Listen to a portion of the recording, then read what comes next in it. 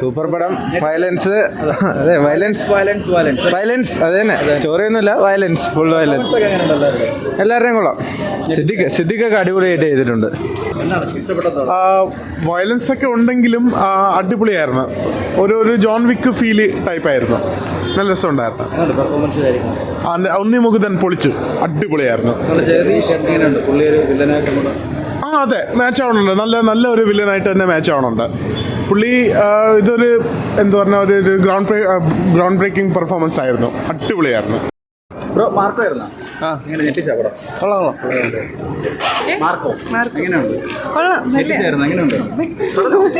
കൊള്ളാം, നല്ല cinema. Violence ഒക്കെ നന്നായിട്ടുണ്ട്. കുറഞ്ഞു പോയെന്ന് തോന്നുന്നു.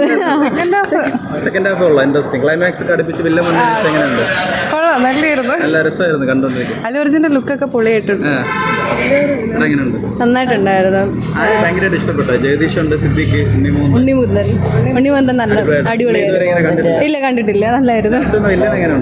ലാസ്റ്റ് ഏതോ ഇല്ലും കുഴപ്പമില്ല, പക്ഷെ ഉണ്ണിമുകുന്ദനായിരുന്നു അടിപൊളി. അടിപൊളിയായിരുന്നു.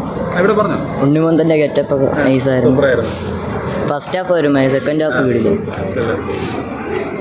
വയലൻസ് ഭയങ്കര കൂടുതലാണല്ലോ, പലരും അങ്ങനെ അഭിപ്രായപ്പെട്ടു. പക്ഷെ പറഞ്ഞ അത്ര ഒരു ഇതില്ലെന്ന് തോന്നുന്നു.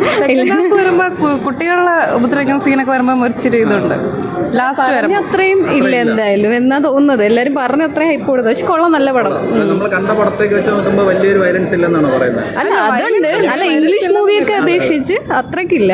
അല്ല, എല്ലാരും ആ ഒരു ലെവലിലാണല്ലോ പറഞ്ഞത്. ഇപ്പൊ മലയാളത്തിലില്ല.